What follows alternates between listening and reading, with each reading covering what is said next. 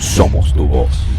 Importante, interesante, entre los temas a tener en nuestra agenda está el cómo están nuestros niños en sus escuelas, cómo está el tema, por ejemplo, del acoso escolar, de la integridad de cada uno de ellos, qué estamos haciendo como sociedad, qué está ocurriendo en los planteles cuando se cierra la puerta y el representante ya se va. Para tener un acercamiento más a propósito de esta situación, vamos a compartir los próximos minutos con Ángela Villafranca.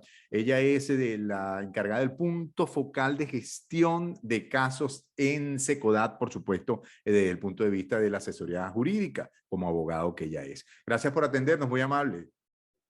Hola, buenas tardes, Jesús. Mira, en la semana pasada, si mal no recuerdo, se presentó el informe Somos Noticias en periodo 2021-2022, en lo que se atendió en el servicio de atención jurídica durante este tiempo, y tenemos que el derecho más vulnerado, por lo menos el derecho que más tuvimos solicitudes para este periodo, fue el derecho a la integridad.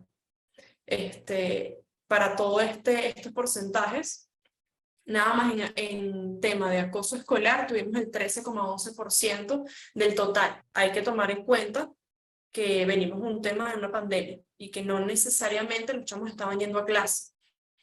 Y que bueno, si vuelven a clase a partir de aproximadamente los inicios de marzo, finales de enero, y nosotros hicimos un corte a finales de marzo, mira, este 13,11% es una cifra altísima para considerar que tenemos un año completo de gestión y que ya de un 100%, un 13%, ya corresponda a lo que es lo que es acoso escolar, y bueno, por tanto. Ahora, ¿qué incluye ese 13%? ¿Qué podemos definir allí como acoso escolar en este sentido? Para que la audiencia lo tenga más claro.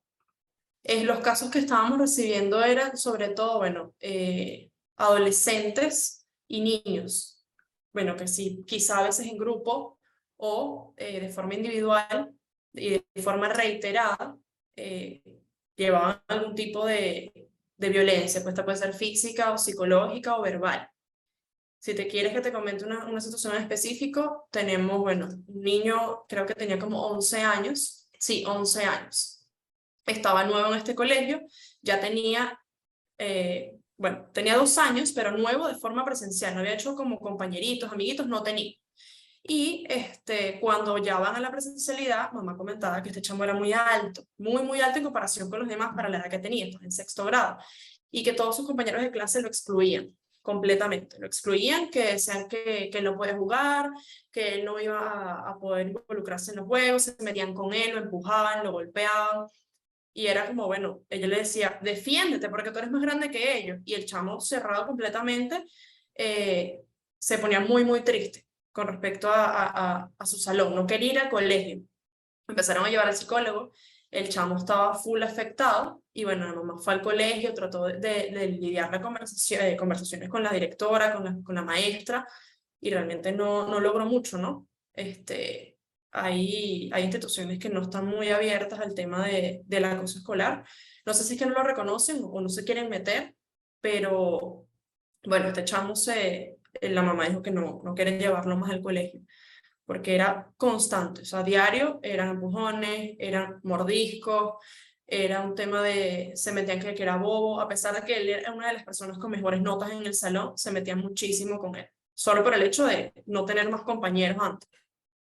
Sí, y también, bueno, este tema de ser distinto, ¿no? Que es uno de los puntos esenciales donde eso ocurre. Me hablabas que no solo podemos poner o debemos poner el énfasis en el acoso escolar, sino también en otro tema que ustedes identifican como el de la integridad, el de la integridad física de cada uno. ¿Cuáles son los matices? ¿Cuál es la diferencia? ¿Y cuál es la gravedad de que esto otro también esté ocurriendo?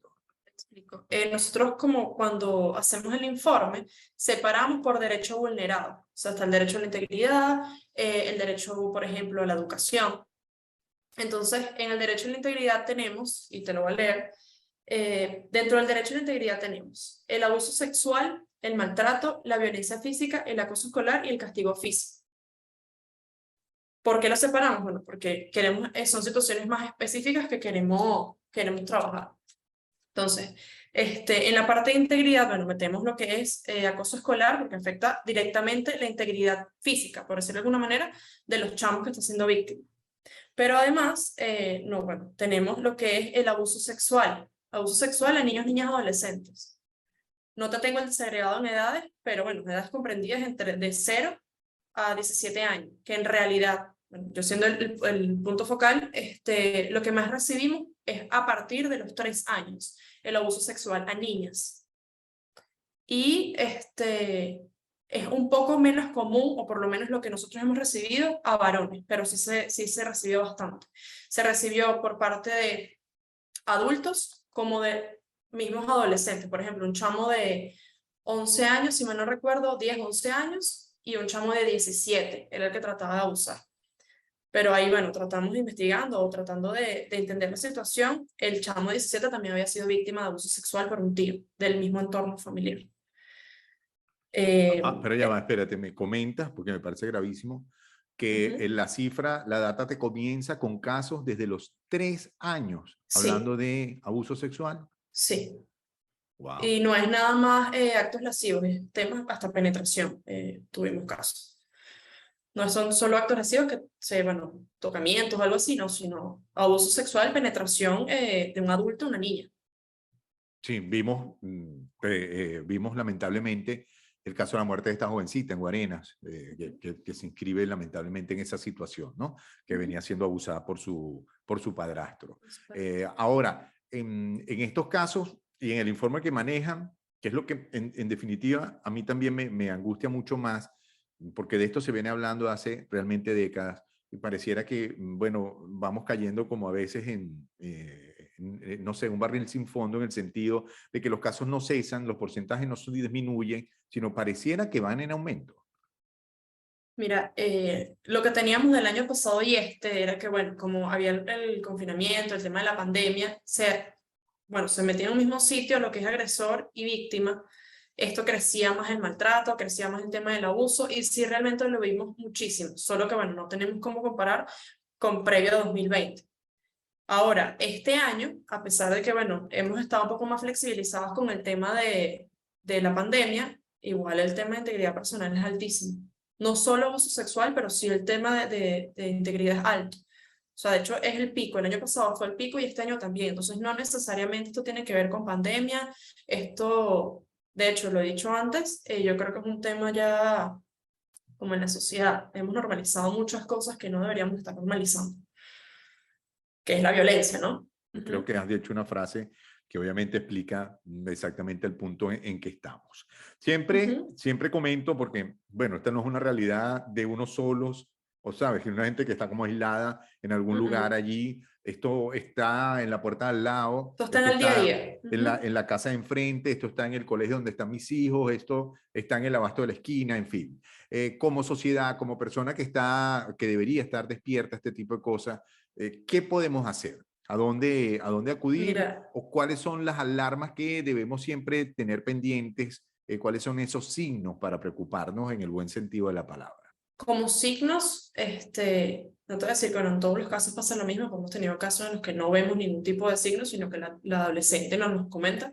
Pueden ser bajo rendimiento académico, para un tema de maltrato, por ejemplo. No necesariamente hay síntomas o lesiones visibles, pero hay casos en los que sí, cuando se trata de violencia física. Los chamos pueden que estén cabizbajos.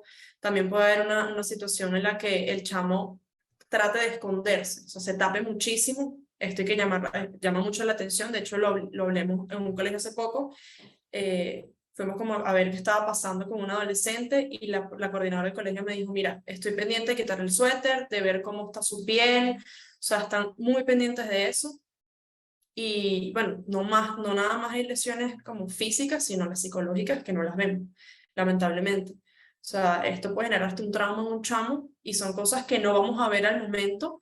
Y si el chamo no está en una atención psicológica constante, o quizás ni siquiera tiene acceso a atención psicológica, no tiene como a quién comentarle, a quién buscar ayuda, bueno, podemos tener un chamo que este caso lo recuerdo muchísimo, que es el de Dayan González, en el estado portuguesa. A este chamo lo mataron a golpes. Pero eso fue un constante maltrato, que no solo fue un día a otro. Ese niño fue víctima muchísimo tiempo, y bueno, hubo un fallo en el sistema, que se hicieron denuncias en el Consejo de Protección, hubo visitas de trabajadores sociales a su casa, y realmente nunca pasó nada, y el chamo terminó muriendo. ¿A dónde acudir?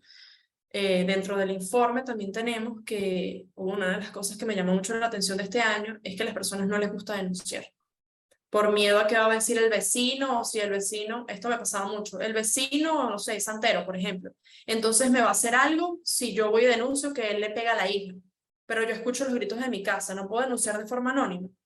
Entonces, no, las denuncias no pueden ser anónimas. De hecho, es importantísimo que tengas individualizada a la persona agresora, al niño víctima, donde vive, para que tú puedas como formular una denuncia.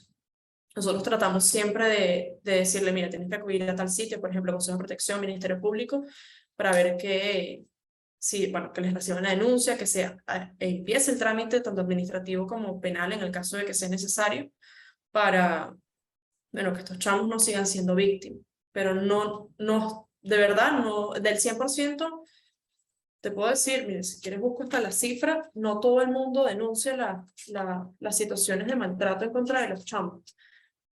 Y eso nos llamó muchísimo la atención este año por el hecho de que, bueno, ¿qué está pasando con lo que son el sistema de protección quizá o la desconfianza que tienen las personas, el miedo, no lo sé, que no denuncian? O sea, yo a las pocas personas que pude preguntarles, mira, ¿por qué no estás dispuesto? Les da miedo represalias internas con la familia, por ejemplo, con los vecinos, o desconfianza en el sistema de protección. Y mira, de un 100%, 46,87% no denunciaron. Es más de la mitad. Más. No, Sí, casi. Sí, increíble, porque bueno, es tan grave y somos entonces de alguna manera, terminamos siendo, sin quererlo, sin proponérnoslo, incluso hasta cómplices, ¿no? Por omisión de este tipo de cosas, aunque suene fuerte. Ahora, es importante esto que acabas de comentar, el tema de la denuncia y sobre todo el tema, me imagino, de continuar, siempre de continuar, pues, llamando la atención sobre que esta realidad puede estarle pasando a cualquiera. Sí, a ver, yo creo que en el caso de que ya tengamos conocimiento, que realmente se esté pasando algo, mira, hay que denunciar. O sea, yo creo que no hay una forma de decir, tápate los ojos y no hagas nada, porque lo primero que hay que hacer es denunciar. Se trate de violencia verbal, física, hasta los temas de acoso. Si no se logra atajar la situación al momento de denunciarlo. Porque algo que hablamos mucho en Secodap es que la violencia no se puede conciliar. Entonces, ¿cómo concilias tú con un papá que le pega a su chamo con un cable? Ni por más que tú le des un taller o una disciplina positiva, que nosotros lo hacemos, es muy complicado que el papá cambie la forma en la que está viendo las cosas. Que quizás fue un papá maltratado, que quizás normalizó ya el tema de la violencia con sus chamos, pero bueno, hay que tratar de intervenir de alguna manera porque el chamo no se siga viendo afectado. Bueno, te agradecemos, Ángela, que hayas compartido con nosotros estos minutos, siempre pendientes pues, de brindarle a nuestra audiencia la oportunidad de estar mejor enterado, de tener mayor conocimiento a propósito de temas como este. Muy amable. Gracias por la invitación. Ángela Villafranca con nosotros. Ella es de Punto Focal de Gestión de Casos en la Asesoría Jurídica de Secodap. Somos tu voz.